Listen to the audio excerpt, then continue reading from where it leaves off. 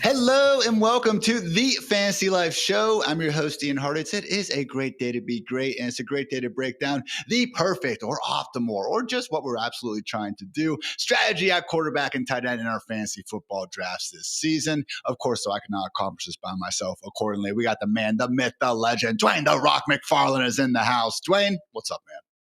What's up?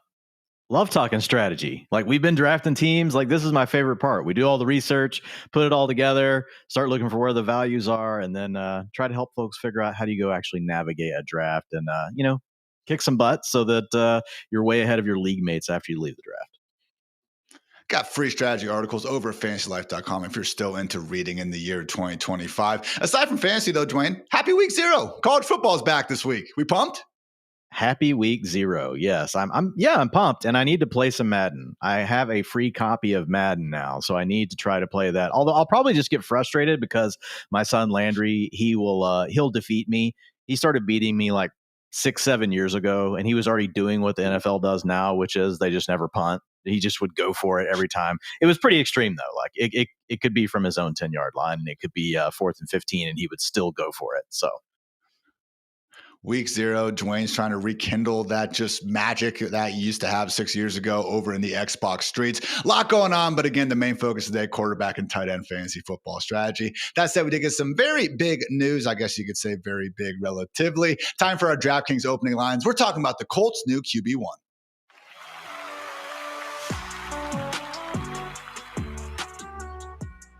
I'll be honest, guys, I really did think it was going to be Anthony Richardson, but not so fast, my friend. Head coach Shane Steichen announced that it will, in fact, be Daniel Jones under center for the Colts' Week 1 matchup against the Dolphins. So, Dwayne, again, a bit of a surprise. Steichen actually spoke to the consistency with which Daniel Jones worked with. Kind of funny. I would like to know the PR team for Daniel Jones. They act like this dude is Alex Smith at this point in time, which, again, couldn't be further from what we've seen for the heavy majority of his career. But I would say the especially surprising part is that Steichen said, quote, Jones is a starting QB for the season. I don't want to have a short leash on that. Personally, Dwayne, I'm not really buying that. Coach Speak Index isn't either. They actually give Shane Steichen a 30% reliability rating on Depth Chart Coach Speak. But for the time being in September, Daniel Jones, Colts QB1, how are we feeling? Yeah, well, I mean, I think it's just that Steichen doesn't want to keep answering questions about that. I don't think I would either if I was a coach, and he just wants Jones to feel like he has the job. But if the team's losing, we all know they're going to go to Anthony Richardson. There's going to be a chance here for Daniel Jones to get things started right. And if he's doing well, he'll get to continue to play. If it starts to go the other way, then they'll have all the incentive in the world to go ahead and get one more look at Anthony Richardson, because they are going to be drafting a quarterback again next year, probably no matter what. Either way, that's going to be what the Colts are going to have to do. I will say with Daniel Jones, like, this is a guy, Ian, that will run around a bit. I mean, 36.7 rushing yards per game over his last 3 years. I've got him projected right now at 32.8 per game for the season. Not that far below where I had Anthony Richardson at 44. And then if you look at the completion percentage, that's really the big difference. That's where we're going to get a little bit of help from Daniel Jones. It's not going to be so much in the yards per attempt. I don't necessarily think the passing yards per game like go through the roof or anything, but we have at least seen Daniel Jones, show that ability to throw for 225, 250 yards per game. But the big thing is the completion rate. So a 65% completion rate is what I have projected for Daniel Jones, 53% for Mr. Anthony Richardson. And honestly, all of that was really just part of it regressing Anthony Richardson at least up towards the league average, because his average last year was 48%. His average over the last 3 years has been 51%. So I was giving him a little bit of a benefit of the doubt of improving, but Daniel Jones at 65%. So I think this is good for the guys that get the ball, close to the line of scrimmage, intermediate area of the field. Not going to be anything good for the guys that are really working deep. Daniel Jones is not necessarily the guy that's going to unlock those, but luckily, the Colts really have a lot of guys that really do work well towards the line of scrimmage. I think this is, for Tyler Warren, we're going to see a higher completion rate. I think we'll see the same thing for Michael Pittman, same thing for Josh Downs once he can get back healthy. I will say this, guys, though, this doesn't change my whole outlook on the offense. Basically, we'll talk about Tyler Warren more, on the show since we're talking tight end strategy. But these guys, you can all bump. If you're going to bump them up, it might be a spot or two. We're not like going crazy here. Again, I challenge you guys to look yourself in the mirror, stare into your own eyes, and say that Daniel Jones starting at quarterback for the Indianapolis Colts is a good thing for Tyler Warren and company. Again, relative to Anthony Richardson, okay, it can be a little bit of an improvement because of the completion percentage factor that Dwain talked about, but let's not get too far over our heads here, everyone. 39 quarterbacks have at least 250 pass attempts over the past 2 seasons. In 38th, Daniel Jones, and in 39th, dead last, by the way, Anthony Richardson. So again, kind of like the McLovin-Muhammad, just question that we've had over the course of the last 15 years. I don't know why this is where the Colts were entering 2025 with. Dwain, do you have a 2026 starting quarterback prediction for the Colts? Personally, I'm going with Russell Wilson. Yeah, I guess we can go Russell Wilson. Accordingly, I guess it's not going to be Arch Manning, according to Archie Manning, but Arch Manning says he doesn't know where he's getting that from. So I don't know. We'll see what the quarterback class looks like. But the thing is, man, like if Daniel Jones starts off really well, I don't know that that's good for what you're trying to do as the Colts. Anyway, we don't have to keep belaboring it, but they're kind of like in no man's land right now with this whole situation. They just need to go ahead and figure out what the future is going to be for their position. I know that's tough to say right now. We don't even have week 1 under our belt yet for 2025.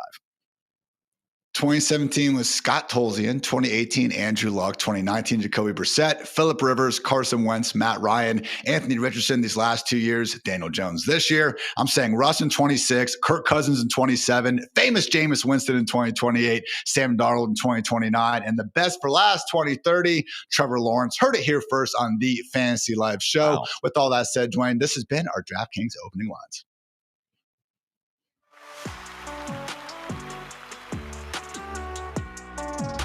College football fans, it is almost time to fire up the grill, rep your colors, and get loud because Saturdays are about to get electric. And I have teamed up with DraftKings Sportsbook to get you in the game with an incredible offer. Right now, new customers who bet just $5 will get $200 instantly in bonus bets. That's right. New customers bet just $5 and get $200 in bonus bets. All you have to do is download the DraftKings Sportsbook app and sign up using my promo code FANTASYLIFE. The crown is yours. The next great touchdown is coming. You can bet on it. Stay locked in all season long and use your bonus bets on same-game parlays for a shot at even bigger payouts. Stack bets from one matchup and watch the drama unfold. Love the throw of game day momentum shifts? Well, you can try live betting on in-progress games. DraftKings makes every snap count. And hey, if sports betting isn't live in your state yet, no worries. You can still join in on all the fun with DraftKings Daily Fantasy Sports and play for real cash prizes. So here's your play. Download DraftKings Sportsbook, sign up with promo code FANTASYLIFE, and bet just $5 to get $200 in bonus bets instantly. That's promo code FANTASYLIFE only at DraftKings Sportsbook. Let's make this college football season one to remember.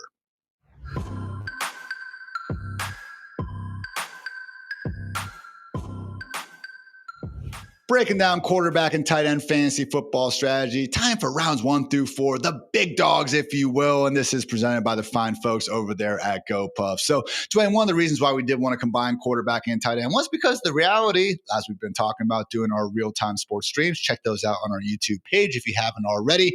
Similar sentiment, I think, between us in terms of what we're looking for at these positions. First or last Ricky Bobby mindset, if you want to call it a barbell approach in terms of loading up either at the beginning or later in the draft. Hey, in rounds 1 through 4, though. We have some absolute ballers here. We're going to start things off at quarterback. But again, it really is one of those things where if the board falls where you kind of like it and you want to get a Josh Allen, Lamar Jackson, that's great. Just don't go chasing up those positions in the middle rounds. Yeah, I agree. I mean, the challenge is I don't want to take one of those quarterbacks in round 2. And right now on a lot of sites like Yahoo and different ones, they do go in round 2. So I'm more likely to take the dual threat quarterback in round 3. But it's the dual threats that you're looking at for quarterback, Ian. Over those first 4 rounds, if one of those is there, I am willing to take them in the 3rd or the 4th round. And then when you talk about the tight ends, like it's really talking about Brock Bowers, we're talking about Trey McBride. Bowers really goes in the middle of round 2. So you and I know, don't have a lot of it. It's not that we don't love Brock Bowers. It's not that we're worried about him splitting time with Michael Mayer in a preseason game. It's just that there's a lot of other really good players going right there where he does. So Bowers, if he falls to you at the end of round 2, early round 3, I'm fine with it. But I do think that Trey McBride is the best value in round 3. And then George Kittle, sometimes, if you're playing in best ball over on Underdog, George Kittle will fall to you in round 4. But in a lot of the home leagues right now, you guys are actually already sharper than the best ball drafters. He's going at the end of round 3, so he's a little bit tougher to get. I think the really interesting thing that you have to think through, Ian, is if you're willing to take 2 of these. I think that's where it becomes challenging. Let's say you start with a running back, then you come back and you get a wide receiver, and then in round 3 you get Trey McBride, and then in round 4 Jalen Hurts is sitting there. Like, do you want to make that pick? And I think it's really a question for folks. It depends on, your format.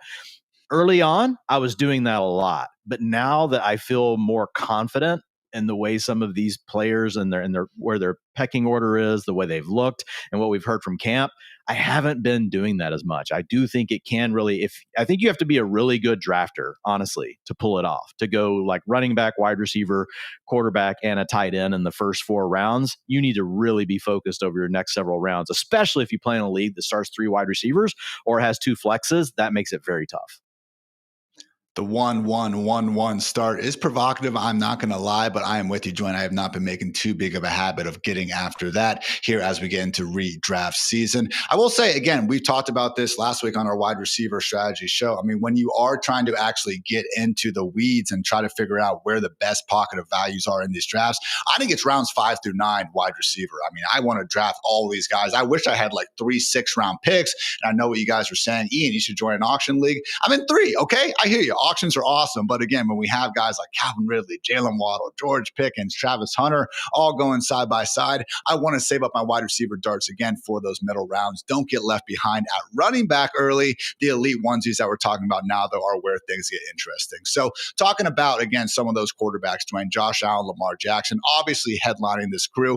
I think they're in play early round 3. That's when I'm seeing these round 2 price tags. I am with you. That is a little bit steep for me. But if we go ahead and we get the top 12 running backs off the board, the top 12 wide receivers are off the board. When I'm comparing, Tyreek Hill, Marvin Harrison Jr., maybe I'm looking at, Marion Hampton or Travion Henderson at the very end of round 2, early round 3. I know it's never too early for you to draft Travion Henderson, Dwain, so I get it. But I would just say to anyone out there, you're smart too. You're doing this thing. You have your own feelings about fantasy football players. If you do have these questions about the running backs and wide receivers available at that round 2-3 turn, I see no problem with going with an elite player like a Lamar Jackson or Josh Allen. Well, I think the middle of round 3 is where it gets really tricky. And I'm much more likely to go ahead and just take, the quarterback right there. And I also like taking the dual threat quarterback over the elite young tight end. It's not that I don't love the elite young tight ends, but the difference is this year we don't have a Jaden Daniels. We don't have a dual threat young quarterback that we're looking to that we're like, guys, that's the key, man. You can get him in round 8 or 9. Even if he underperforms, he's still going to give us like a top 8 finish and we get to draft him way later. But if he overperforms, we potentially have a top 4 quarterback, which is what we got last year from Jaden Daniels. We do not have one of those in the later rounds. There's some guys we like, but you're probably looking at a scenario this year where you're going to have to take 2 quarterbacks if you wait. But there is a tight end, Ian, that I absolutely love in rounds 8, 9, and 10. So I'm much more likely to, and we'll that's a tease. We'll talk about it in a minute, but I'm more likely to wait at tight end. And to your point, when it gets murky in the middle of the 3rd round, or sometimes even in the early 3rd round, and you have a lot of questions around the guys you're taking, that's where I think it is okay to go ahead and pull the trigger, just like you said, on one of the dual threat elite quarterbacks. And honestly, again, that's why more and more I do prefer, when possible, to pick from 101 or 102, because you're going to start with Jamar Chase or Bijan Robinson. If the quarterbacks and tight ends go early, no problem at all. That means that you're still going to have some really good running backs and wide receivers to stack together in round 2 and round 3. Or if the board goes a certain way and all of a sudden, again, the running backs and wide receivers you wanted aren't there, no problem. Here's your consolation prize, Josh freaking Allen on your fantasy squad. So again, a lot of good stuff with those players. We are seeing some pockets of value for Jalen Hurts and Jaden Daniels, specifically Dwayne on Sleeper. The ADP for Daniels right now, 33 overall. For Jalen Hurts, it's actually 37.6. So again, round 4, Jalen Hurts, and even Jaden Daniels in the right draft to get there, man. We were actually doing a draft last week where Jaden Daniels, I think, fell at round 5 or something ridiculous like that. Hey, yeah, like, come on. I want that, Dwayne. I want that to happen tonight. Come on. Can we get that? That's what I want as well. And it was from the early position down there. It was one of those guys drafted in the first 4 spots that ended up getting Jaden Daniels in round 5. Yeah, that's an absolute smash. So what will change it up and cause that sort of fall, guys, if your league mates are if they're adjusting appropriately, is if you play in a league where you start 2 flex players, or you're starting 3 wide receivers and 2 flex, because you really do have to focus in on the running backs and wide receivers even more in that format. And that will push a guy like Jaden Daniels, Jalen Hurts. You will see him fall to around 5. You also see it sometimes on underdog, like Jalen Hurts. I would say every 4th or 5th draft I'm in, Ian, he's fallen around 4 every time, but every 4th or 5th draft I'm in, he's now making it down there to that turn, sometimes coming back in round 5. And I'm just sitting there with my fingers crossed. I'm like, man, let Jalen Hurts make it back to me in round 5. I will absolutely click his name. Joe Burrow, someone who is also in this tier in terms of the home site ADP over ESPN. He's actually a round 3 pick, going 41st on Sleeper and Yahoo identically there. So it's a situation, Dwayne, where, again, if you're in a league with, 5-point or 6-point passing touchdowns, or just getting the yardage bonus, I am all for it. And maybe we honestly are overthinking this, because if you guys have been paying attention to preseason action, this Bengals defense cannot stop a nosebleed out there. So fully expecting Joe Burrow to go out there and do his thing. But man, I've run the numbers, man. Like, when we do see top 50 overall quarterbacks bust, it's always going to be these more stationary pocket passers. Burrow himself busted when he got the calf injury back in 2023. CJ Stroud last year, and then Justin Herbert afterwards. Those are the only top 50 ADP quarterbacks, Dwayne, I think, in the last 5 years that didn't manage to at least turn top 12 value. So again, I totally get why Joe Burrow is QB5 in ADP. He's QB5 in my ranks. Still not someone that I'm willing to go after in round 4 more drafts. Yeah, it's the price tag, and it's just he's fine if you want to include him. We have him in a mini tier right behind those 4. Joe Burrow is in his own tier, like whenever Ian and I are drafting, and then we have another big group of quarterbacks. It's like 6 or 7 names long. So I don't disagree. And really, when you look at Joe Burrow in his healthy seasons, Ian, he's 22 points per game, period. And he does run around more than like a statue like Stafford or some of these other guys. He's not going to run for like 30 yards a game, but he can run for 15 to 20. So it's just enough that it offsets like the complete downside you get with guys like Goff that run for 2 yards per game. So I'm okay with Burrow. I think he's got a lot of things going on. It's the perfect storm. You got the weapons, you got the bad defense, you got a freaking amazing quarterback. Let's start there. Joe Burrow's just awesome, ice in his veins quarterback. And then you look at the fact that, that defense can't stop anyone on top of everything else. So I do think there's a lot of good things going for him. He's proven he can do it. So if someone wants to take Joe Burrow in round 4 or 5, like I'm not going to look at their draft when they send it to me and say, oh man, you made a huge mistake. I just have not been doing it that much. And it really comes down to some of the opportunity costs for some of the other players. By the way, Sleeper League guys, I would anticipate your first 4 picks being these first 4 dual threat quarterbacks. And then maybe Joe Burrow, okay, we'll have Jamar Chase, maybe a couple of the running backs, perhaps CeeDee Lamb go, but fully expect Joe Burrow to be off the board by the time round 1 wraps up there as well. Let's transition to tight end though, Dwayne. Again, we talked about Brock Bowers a lot over these past 2 shows. I'm pretty sure everyone knows where we stand on it. He is amazing. And if you want to go ahead and take him at the end of round 2, that'd be amazing to get him in round 3. Go right ahead. Personally though, Dwayne and I just have not been signing up to do so in that middle part of round 2, which is where he is going in more drafts than not. Trey McBride, as we mentioned before, is someone where, in that early round 3 pocket, I do think makes a lot of sense. If you aren't happy with the running back and wide receivers available, Trey McBride versus Josh Allen, Lamar Jackson, I'm probably going to be going quarterbacks more times than not. And a big reason for that as well is the fact that we can get George Kittle somehow in this economy in round 4 very often as well. So I will say with all that, Dwayne, how do things change for you in terms of maybe looking at an 8 or a 10-man league, as I know a lot of people are in, maybe even a 16-man league. Like, is there a situation where when the league structure changes, all of a sudden you are looking a bit harder at getting one of these tight ends and differentiating your roster that much more? Well, I think just in general, in a home league where you're playing 2 running backs, 2 wide receivers, and 1 flex, like that's the number one factor.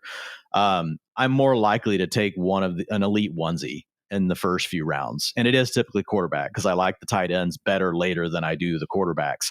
But as you start to shrink down the number of roster spots, yes, it can help a little bit, but you're still just mainly trying to take the best players, right? Depending on where you're drafting from. But even in that case, I still would say I wouldn't be going in the first 4 picks. I'm probably not going with an elite quarterback and an elite tight end. It wouldn't change things enough to where I would do that. But I do like coming away with at least one of them and having that locked down. And that way, once you fill out the rest of your roster and you get to like rounds 8, 9, and 10, you can throw 2 darts, right? Or it could be like rounds 8 to 12, depending on where they're going. You can throw 2 darts at the position that you waited on. But what I don't want to be doing in a league like that is trying to make up ground at 2 spots. You really just want to be trying to make up ground at 1 spot. And hopefully in that scenario, you also have one of the best flex players in the league because you didn't overdraft quarterback and tight end. As always, if you guys are in some of these wonkier leagues, different scoring settings, whatever have you, go ahead and check out fantasylife.com rankings. We give you the full opportunity to customize to your heart's desire. Also, our ADP tool, very good, again, at helping you out with that. So again, code Ian or code Dwain for 20% off if you're into that kind of thing. Plenty more to talk about, Dwain. We got mid-round strategy here on deck. First, though, a quick word from our friends over at GoPuff.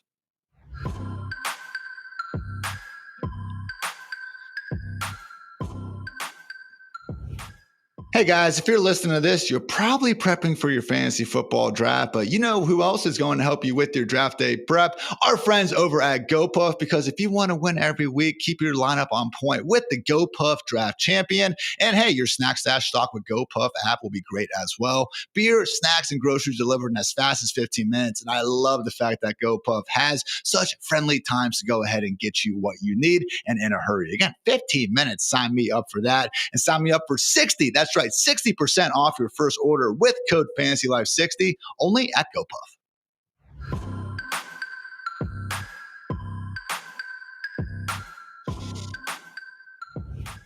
All right, Dwain, spoiler, kind of mentioned at the top, but we're not the biggest fans of the mid-round quarterback and tight ends. Again, rounds 5 through 8, hey, you might have a chance to see guys like Travion Henderson in your home league still available. And again, just the wide receiver values, these lower end wide receiver 2s, all the way to kind of the low end, I wouldn't say low end, the high end, I would say wide receiver 4s. These are guys we can feel really, really good about, man. And that tier is just, again, a bit flatter than many people even or so. Rounds 5, we're going to go through the quarterback and tight end options here, but generally, Dwain, exception of Mr. Patrick Mahomes, not really going out of our way for anyone in these tiers. Yeah, so rounds 5 to 8 for me, I mean, I think they're all ranked fine. I think the way that these players are ranked and where they're like going in order of quarterback is fine. It's just what you said. It's the opportunity cost. And when you look at the best way to really build your teams in 2025, they just don't fit the plan. Because of what you said. You're trying to, number one, in rounds 3 to 5, there's some really sweet running backs that you're trying to get. And then after that, you're trying to load up on all these upside wide receivers like Jameson Williams, George Pickens, Xavier Worthy, Tet McMillan. They're all going in that range. Calvin Ridley, one of Ian's personal favorites. I can't not say his name if I'm going to start talking about these players. And so there are quarterbacks, though, in rounds 9 to 11, where I'm like, they're a similar archetype to these guys. When you get to round 9 and 11s of receivers, you've hit a pretty steep drop off and you've probably gone 2 tiers down. So I think the smart thing to do is to really consider waiting once you get to these middle rounds on the quarterbacks. And again, this is nothing against Bo Nix. It's nothing against, like you said, even Patrick Mahomes. Hopefully Amanda can't hear me because she's going to come screaming at the door if she hears me say anything about fading Patrick Mahomes in a fantasy draft. So, yeah, I'm with you. I'm waiting, not saying that some of those guys couldn't work out. There's always different ways that these things can play out and end up working for your fantasy team. But, yeah, for me this year, I am fading the middle round quarterbacks just because of the way the whole setup looks. And again, it's nothing to do with where they are ranked. All right. Patrick Mahomes, QB6, in terms of where we're seeing him go as home league ADP. Baker Mayfield, Bo Nix, Kyler Murray, and Brock Purdy are filling out the top 10. I get that. I think those are very reasonable rankings following the court of public opinion. I think they're doing a good job there. The problem, Dwayne, is again, seeing Bo Nix going pick 70 at Yahoo and then seeing guys like Caleb Williams going pick 111. I mean, we are talking 3+ rounds difference between Bo Nix and Dak Prescott, Justin Herbert, Caleb Williams, Jordan Love, Drake May, all these other guys. So again, it really is just that big of a disparity that honestly has me looking at running backs and more often not wide receivers instead of some of these quarterbacks. That said, Dwayne, let's remove Mahomes because I think that's pretty clear. Out of Baker Mayfield, Bo Nix, Kyler Murray, and Brock Purdy, which one of those quarterbacks do you think we could look up in November and say, hey, why were we so freaking stupid? Why didn't we just take these guys when we could? Well, I think it can be any of them. Bo Nix, like if he takes another step as a passer in Sean Payton's offense, we already know he does this thing on the ground. He averaged 25.3 rushing yards per game. You go back and look at the historical quarterbacks that have truly unlocked like these surprise top 3 seasons. Most of them have that thing going for them, which is they can also run the ball. So if he suddenly becomes a good passer, like there is this opportunity for him to be a top 4 quarterback. Kyler Murray, kind of the same thing. I mean, he runs as well. We know we haven't seen like this elite passing from Kyler really ever. We've had some really good passing seasons from Kyler though, but it's a few years ago now. And just with what they're doing in the scheme doesn't seem likely. So I'm going to push Kyler down a little bit there. But I would say that Baker Mayfield is the one that we know he has the weapons and everything. So he's also doing regression. Yeah, I mean, look, I get it. I'm not that worried about Jalen McMillan. But I mean, if we get Chris Godwin back, like it's fine. You're healthy. Yeah. But yes, I mean, he's due for regression, even if all those guys were healthy. I mean, he hit career highs in yards per attempt, touchdowns per attempt, rushing yards per game. There's just a lot with Baker that could go wrong. But when I look at an offense, right, and I look at the Bucs, it's like, okay, like I could see the Bucs offense still being one of the top 8. But again, you heard all the questions we just asked. And that's the other reason why I don't necessarily go after these guys. It's the trade-off costs. It's the other guys that go later than them that are really in the same tier, if we're being honest about it. And then there's just the fact that a lot of them are due for regression based on last season. And Baker's obviously the poster child for that one.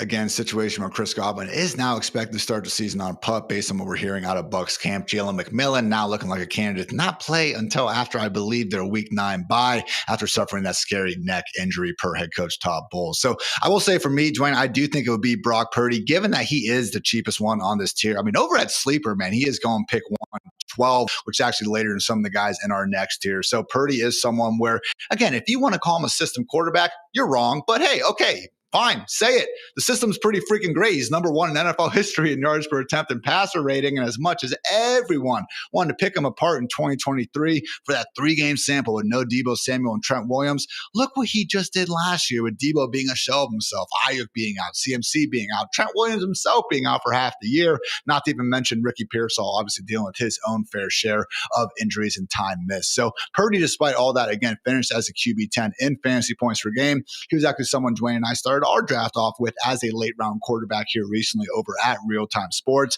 I would say out of this tier, he would be the one guy I'm trying to get at least some level of exposure to. Now over at tight end, Dwayne, again, it's a situation where it's nothing against these guys. We both have Sam Laporta, TJ Hawkinson, Travis Kelce, Mark Andrews, David Njoku, Evan Ingram as top 10 players at the position. If you want to rank them as just that, like the ADP says, I'm not going to sit here and call you crazy. So it is just a situation though, Dwayne, where we have your Tyler Warners, your Colson Lovers, your Tucker Crafts of the world, where when we do have to sit here and consider the opportunity cost of passing up on just some potential stud wide receivers, I'm not going out of my way for these guys. I think Evan Ingram and David Njoku are fine. You're getting to wait a little bit on them. But, I mean, it's Laporta is the one that's really tough. He is a young talent, so he could still be ascending. So it's hard to want to be completely out on him, but he's still priced up really high. So in those middle rounds, if Laporta falls like a couple of rounds in your draft, then I'm willing to take him.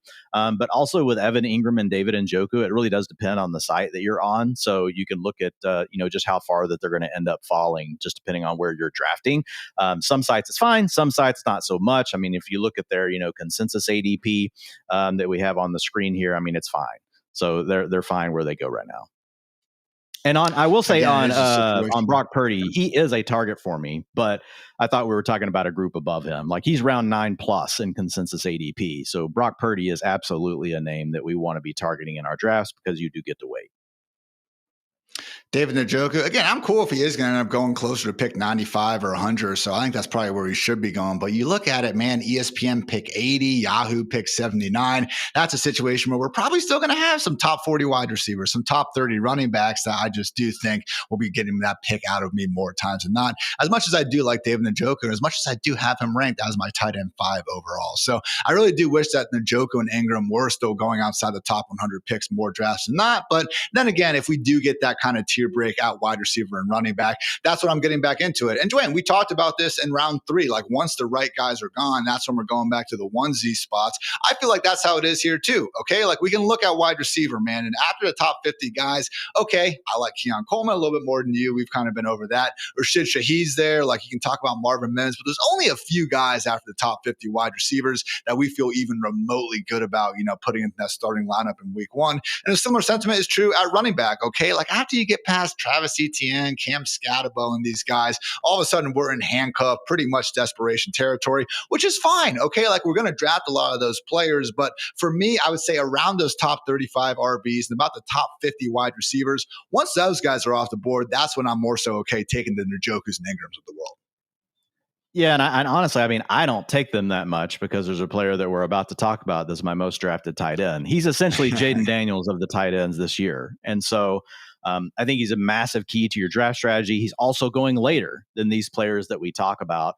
So it's like you said, it depends on how many of those other players are gone. It also depends on what you've done so far in your draft. Like, how have you built out your team and what are your priorities? You may be in a situation where, you just flat out, it doesn't matter. Like, and David Njoku could fall a little bit past ADP and you might not be in a position to even pull the trigger on him because maybe you took 4 running backs in the first 6 rounds and now you're in a spot where, man, you got to keep on piling on the wide receivers because they're all about to be gone. And we have this other name that we're about to talk about at tight end that you could wait on. Last question before we get to that other name at tight end. Travis Kelce, as cheap as ever, certainly looked a little bit washed last year, even a year older, longer in the tooth now. I get it. He is cheaper than ever, Dwain. As much as he did look washed last year, he still finished as a tight end 6, looking washed. Sounds like Rashee Rice is going to be missing a heavy chunk of the middle of the season. Could we be looking up in November going, oh, yeah, Travis Kelce outside the top 60 picks? Why didn't we hit smash every single time on that? Yeah, I think Travis Kelce is going to earn his targets when Rashee Rice is out. The problem is, was he hurt or something last year, or did he just get old because he did nothing with them? He didn't add anything after the catch. All those crazy yak yards that we used to see when he would outrun dudes like Jalen Ramsey in their prime. You're like, look at this tight end, just smoking these big physical cornerbacks after the catch. We didn't see that from Travis Kelce, and there's a good chance that that's just Father Time really catching up with him, and then that. I mean, I don't want to call him Zach Ertz, but it puts him more in that bucket, right? Yeah, he still gets to play with Andy Reid, still gets to play, on an offense that we really like. So the targets and everything could be there, but I just worry, what's really the touchdown upside? His ADOT is also coming down. So with Yak going down plus ADOT going down, I think the targets are going to be there in those games without Rashee Rice. But we're also going to have a lot of games where we will have Rashee Rice, and we are going to have Xavier Worthy, and they also have some other young guys that could be coming on. So Travis Kelce, I agree, he's cheaper, he's fine, he's in that bucket of guys that we already talked about. But he's going ahead of Evan Ingram. So for me, Evan Ingram, I feel like still has more in the tank, than what we have with Travis Kelce. So I just end up passing on him, Ian. I do think we could look up in week 8 and be like, hey man, he's got a 25% target share. I don't know that it's going to be worth more than 11 or 12 fantasy points per game. And at that point, that's not causing you to lose your fantasy season. And whoever has him, they're not winning their whole league because they have Travis Kelce on their team. I think the key part is those days are over. It does pain me to inform you, Dwain. Zach Ertz and Travis Kelce broke the same number of tackles last season per PFF. What a time to be alive. Shout out to Zach Ertz. I know, man. It really was a rough one for Mr. Kelce. That said, guys, again, not so much paying attention to quarterback and tight end all that much here in the middle rounds. The late rounds, though, we have some good targets here. Time for quarter 3 here on the Fantasy Life Show.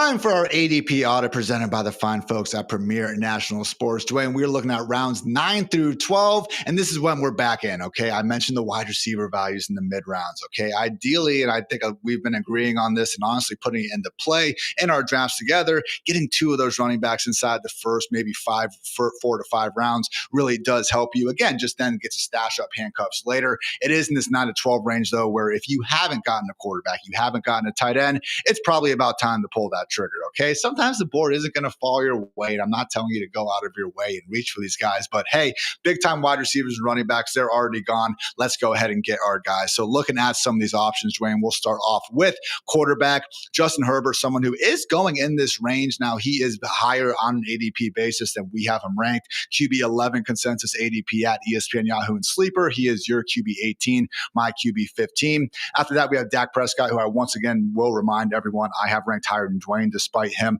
being quite rude about that a short 3 months ago. People don't forget, Dwain. Caleb Williams, Justin Fields, and Jared Goff filling it out. So again, good options here. I think Caleb Williams going past pick 120 on ESPN Sleeper is a great price. I know we all have our concerns about Justin Fields, ability to throw a forward pass. Yeah, I'm not paying for him at pick 80 over at Yahoo, but past pick 120 on ESPN and Sleeper, that is a late round dart I'm willing to throw. Even Jared Goff on the right site, aka ESPN pick 126, I can get behind that. So again, Dwain, Herbert, Dak, Caleb, Fields, and Goff. If you want to make any of those guys your first quarterback taken, man, I'm not going to be sitting there and saying that was a bad call. Yeah, so I'm a little different. I will say Brock Purdy for me fits into this bucket. Right now, his consensus ADP across all sites is 100. You won't be able to get him there on all of them, but he's a round 9 pick, early round 9 pick. So he would be at the top of the list.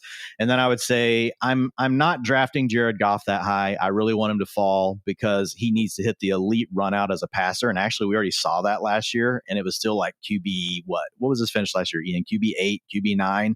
And one of the best seasons he's ever had. And that's the difference of not being able to run around. So, okay. Yeah. So, but he didn't kill you. Like, not having Jared Goff is not like the ender for you, right? He's still never scored 20 fantasy points per game. So when I look at this list, like, I do think Purdy fits the mold of what we want. He could throw for 260 a game and he could run around for 20, 25 yards per game. Like, that's what we want.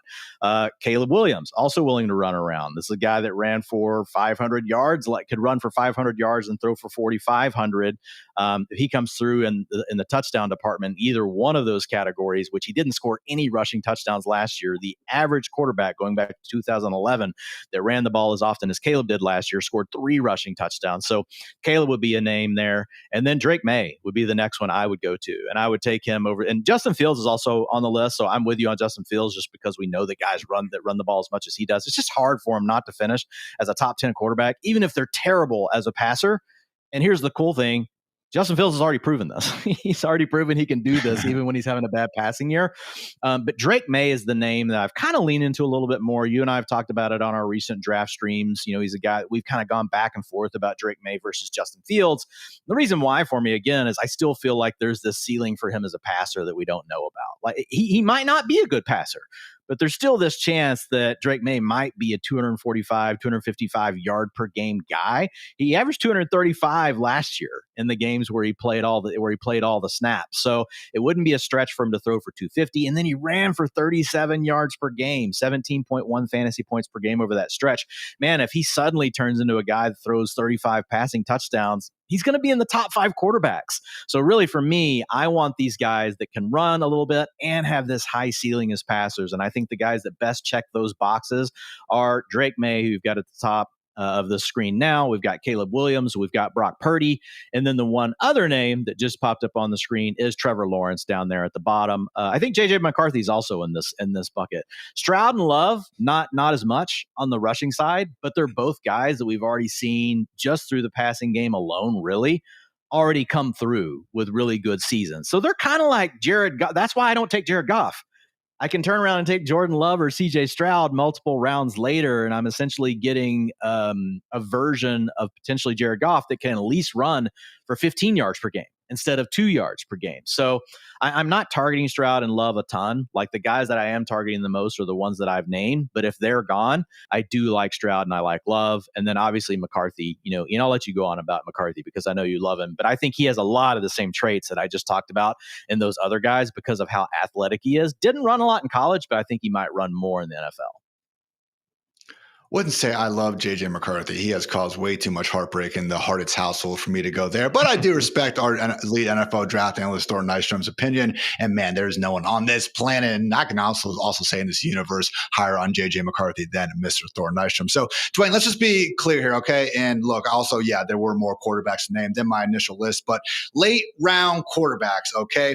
Brock Purdy, Caleb Williams. I'm going to put Justin Fields in there, depending on depending on your provider. Yeah. Again, Drake May, JJ McCarthy, and honestly, your break glass in case of emergency. It feels weird saying it's Trevor Lawrence, but bro, he's going to pick outside the 160s on ESPN Sleeper. So again, Brock Purdy, Caleb Williams, Justin Fields, Drake May, JJ McCarthy, Trevor Lawrence. Those are our big 6 late round quarterbacks where if you're entering week 1 with them, yeah, we have Purdy ranked higher than JJ McCarthy and stuff, but I can live with that.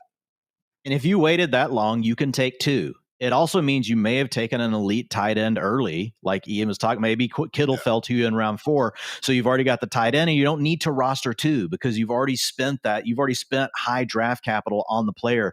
That's the important thing to remember, guys. The more you spend on a position early, the less you typically spend on it later. The less you spend on a position early, the more you spend later. So if you took Jaden Daniels, you took Jalen Hurts, you took one of the top dual threat quarterbacks, you're not necessarily worried about even rostering a second quarterback unless you're in a league where you know that, hey, man, everybody's going to take them all. I just have to. But you're probably done. On the flip side, if you wait until round 9 to start taking your guys, Brock Purdy is an awesome start, and then tacking on one of these guys that Ian just named. I think that's really the way to go at quarterback this year. And then you kind of let it sort itself out. By week 4, you may be like, oh, this one's great, this one's a dud. And then you can kind of lighten the roster and you can cut one of the guys, or maybe you pick up a different quarterback. I know I listed 6 guys there, Dwain. Can we agree the big 3 late round quarterbacks, Purdy, Caleb, and Drake May? Yes, I'm pounding those. And Trevor's in there, but it's mainly because he's, like you said, he goes so much later than the rest, and he checks the boxes we want. You guys can go check out over on fantasylife.com for free. If you go back and you look at basically, I've put out an article that's the recipe for what unlocks upside for quarterbacks. The guys we're talking about here are all checking all the boxes in that article, and you're getting them later in your draft than other guys that don't check the boxes, to be honest. We've got guys going ahead of these players that do not check the boxes. And that wise, again, really not trying to go out of our way in those middle rounds because of all these nice options here we have waiting for us later. Similar sentiment is true at tight end, Dwain. That's right. We're finally getting to the 3 players really making up the most of this tier. There are a few other guys, but 3 big names, man. Tucker Kraft, Tyler Warren, and Colson Loveland. We got Dalton Kincaid sneaking in there too. And honestly, at cost, depending on the site, man, I'm okay with some Dalton Kincaid. But let's face it, all due respect to Kraft and Loveland, Dwain, you are a Tyler Warren guy this year. Yeah, Tyler Warren is the player that when you look, and Colson Loveland is as well. He's just going to have to deal with some Cole Kmet early in the year. By week 7 or 8, we could be going, man, we like Loveland more than Warren. I like both of these players. If I waited on tight end, Ian, and I didn't get one of the elite guys early, and maybe I took Jaden Daniels, and so I don't have to worry about the quarterback now. I've done a nice job of taking care of my other positions. This is another spot where I don't mind swinging twice, and I don't mind if those 2 names are Tyler Warren and Colson Loveland. Tyler Warren's the guy you're going to start in week 1. You mentioned it. He is my most drafted tight end this offseason. I'm sitting at 23% right now, guys, in 120 drafts. He's a perfect fit for this scheme with all the RPO stuff they do. Shane Steichen's Colts ranked number 1 since he's taken over as the coach over there at 22%, number 4 in play action, 28%. You know what those things are designed to do? Get playmakers like Mr. Tyler Warren the ball in space and let him do his thing. The nice thing we talked about earlier with Daniel Jones, we're not going to confuse him for an all-pro quarterback, but he's got a good completion percentage, right? And that's all we're looking for here. Somebody that can just get the ball accurately to Tyler Warren and not get him absolutely killed in the process. So he's a guy, and if you're sitting here thinking of it, I get it. You're like, well, there's Pittman, there's Downs. We know he's still coming back from a hamstring injury. We've got Adonai Mitchell that people like. There's still Alec Pierce there. There are a lot. There are a lot of weapons here to feed on an offense that we don't necessarily love. But just think about it, where Tyler Warren gets to play, he's going to be closer to the quarterback and all that stuff they like to scheme. This is why they drafted him, was to let him do this stuff. I know we've said it before, and it's kind of anecdotal. The guy wears John Riggins' number when you listen to why, because he thinks of himself as a running back. He wants to get the ball in space and go do this thing. And guess what, man? The preseason utilization has 100% matched this. The dude's not leaving the field. He's getting the targets. He's running after the catch. And, man, even making some nice plays down the field. It's not all just around the line of scrimmage. So Tyler Warren, he is the number one player that can help unlock your draft if you're waiting at tight end. Like I said, he is the Jaden Daniels of tight ends this year. Last year, Ian and I were screaming, wait at quarterback, take Jaden Daniels. That's the key to your draft. This year, it's Tyler Warren at tight end.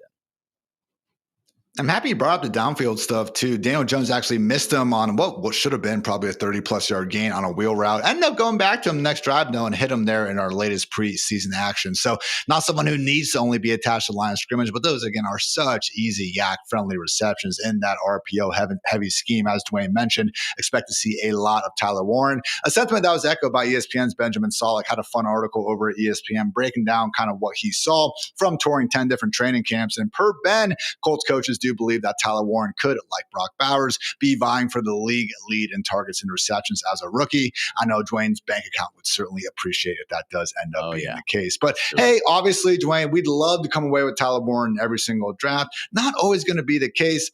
Tucker Kraft, Colston Loveland, even Dalton Kincaid, man, these are really good consolation prizes for me. And honestly, those would be the 4 tight ends in the late rounds that I will be trying to prioritize.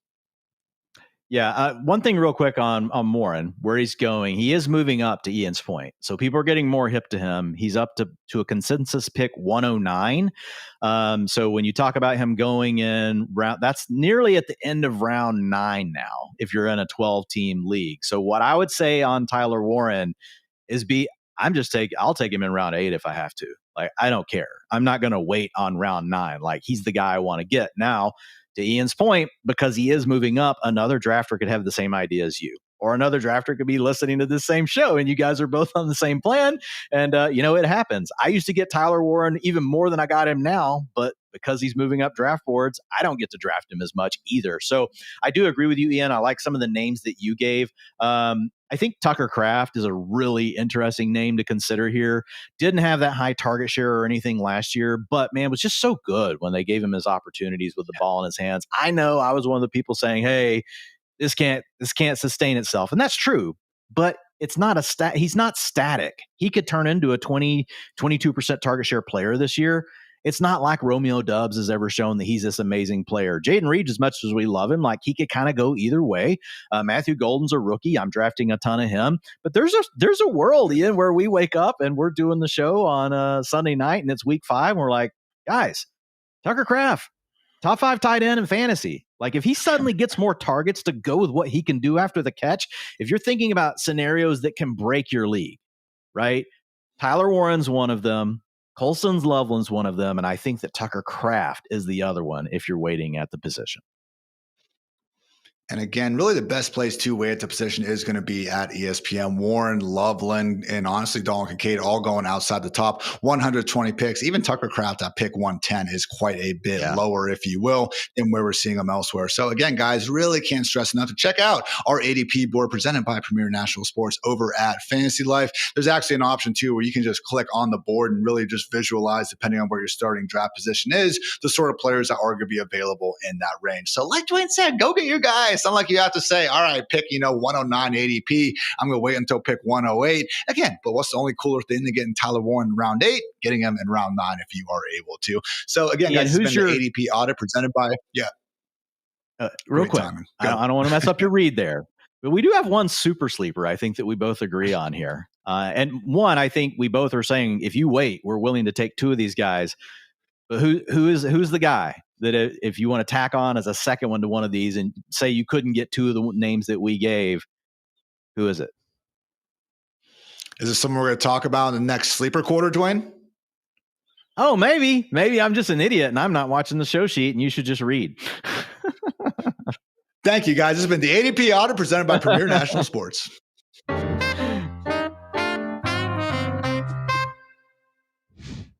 Hey, if you're someone you know actually maybe knows the next Tyler Warren high school athlete stud rising up the ranks and they want to take their game to the next level, help them out by connecting them with the fine folks at Premier National Sports. It's actually a team, guys, helping take high school athletes to the next level, both through NIL and also just, again, trying to find those trusted resources and recruiting resources at the collegiate level. So, again, guys, from personalized recruiting strategies and NIL education, the team at Premier National Sports is doing such a good service for all the high schoolers trying to, again, take their game to the next level and hopefully make a little bit of cash while they do it. Check them out if you haven't yet. You can get in touch with their team at premiernationalsports.com.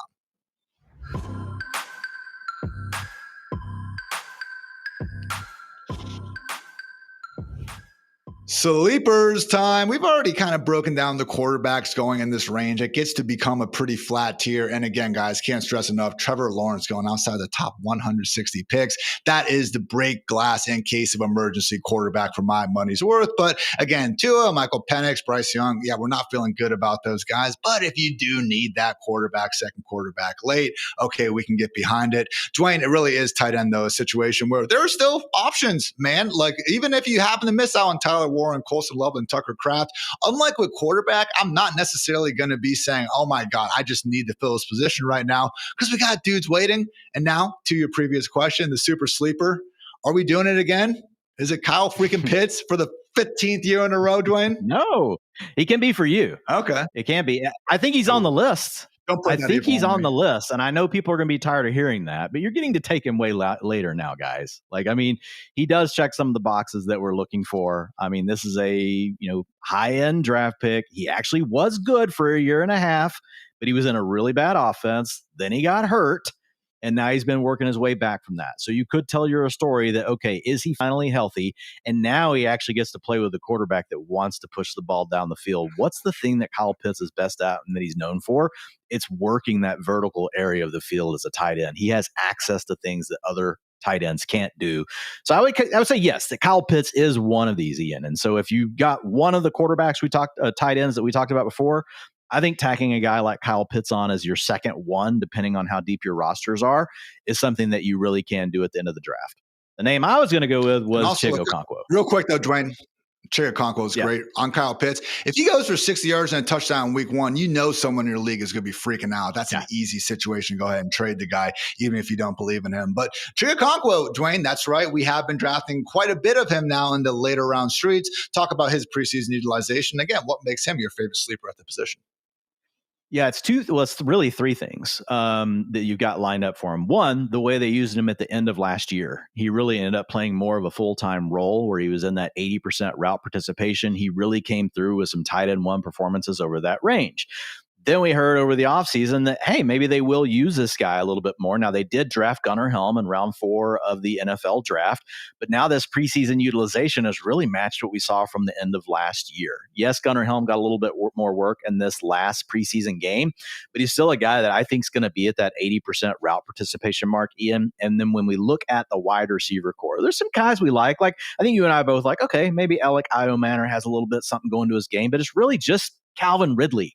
You got Tyler Lockett. He hasn't looked good in 2 years. He's kind of on that Brandon Cooks path that we saw from a couple years ago where now he's just really not been that good. So I think there's a really good chance here that Chig Okonkwo is the number 2 target, for this offense. And I would say that Cam Ward is also a sleeper at quarterback because he does run just enough. This is a guy that could run for 20, 25 yards per game. And if he comes out and surprises in the passing category as a rookie. So I really like both of those guys from Tennessee. And honestly, I like some of the things that they're doing, in the I know we can't always read everything into the preseason, but I try to not just look at the numbers and go watch these plays. I like what they're doing. Like, I love a lot of the route concepts and things that we're seeing from the Tennessee Titans this year. It looks a little bit different than last year. Would say again, the deep sleepers. Maybe you're in Superflex, you need that third quarterback. I'm with Dwain. Cam Ward is certainly in that conversation. Either Colts quarterback. Again, we're not exactly buying what Shane Steichen is saying with Daniel Jones having this super long leash. But hey, at the end, did have that QB8 finish back in 2022. And obviously, Anthony Richardson, when he is on the field, as bad and ugly as it does look, the dude does know how to score fantasy points. Tight end premium, just super late round darts, Dwain. I'll put Mike Gesicki in there. He is one T. Higgins hamstring injury away from from being on the cover of every waiver wire article. Juwan Johnson also got paid a lot of money to be the new tight end one in Kellen Moore's Saints offense. How many yards are they going to throw for? Probably not many. I still do believe Juwan Johnson is a good enough player to warrant just a little bit of exposure late. Similar sentiment to Theo Johnson, the Giants' number one tight end, someone responsible for helping, kind of pump the brakes on that earlier career Tyler Warren breakout. Should have an every down role and is quite the athlete. So, Dwain, good stuff. Anything else you want to get off your chest? All things quarterback and tight end. The last name I would say, and this is if you're in a super deep league or you're in a super flex, it's if you need upside to stash at quarterback, it's Jackson Dart.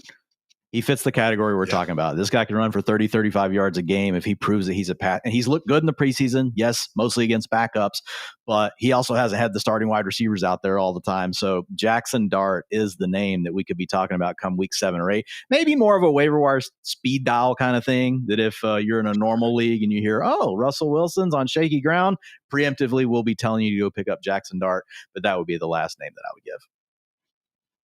Great stuff, my friend. And with that, guys, we're going to wrap up the Fantasy Life Show. We appreciate you tuning in as always. If you like the show, then like the show. And please remember to subscribe if you have not already. Otherwise, just have a great rest of your day. So for Dwain, for producer Matt, for producer Kelsey, I'm Ian. Thanks again for tuning in to the Fantasy Life Show. And until next time, take care, everybody.